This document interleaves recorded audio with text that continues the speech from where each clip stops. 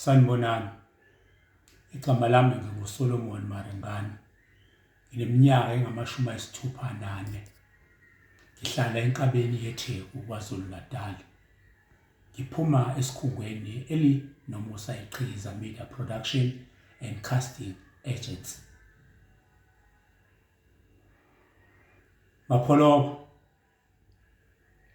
Khabazela, nawe Manzini, ngingamadoda endawo engijwayelene nawo.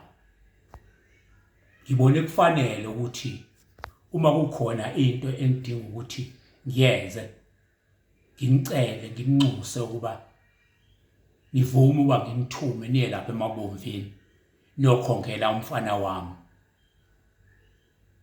Kufanele phela ukuthi sihlangane sixoxe kanje, kodwa-ke ukuthiba ilanga bengicelile unkosikazi wami ukuthi asigayele umqombothi.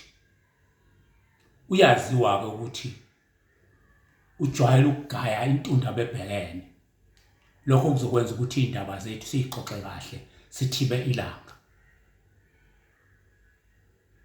Mapholobo, sekutheni manje? Unkosikazi wami uletha utshwala njengamanje, wena ubukana naye ngabe sihlezi siyaxoxa. Akufanele lokhu ukwenzayo. Singamadoda fanele sihloniphane. Umlobokazi uhambe esagcobile, masingaxatshaniswa ubala, singamadoda. Singakaqedi nodaba enginibizele lona.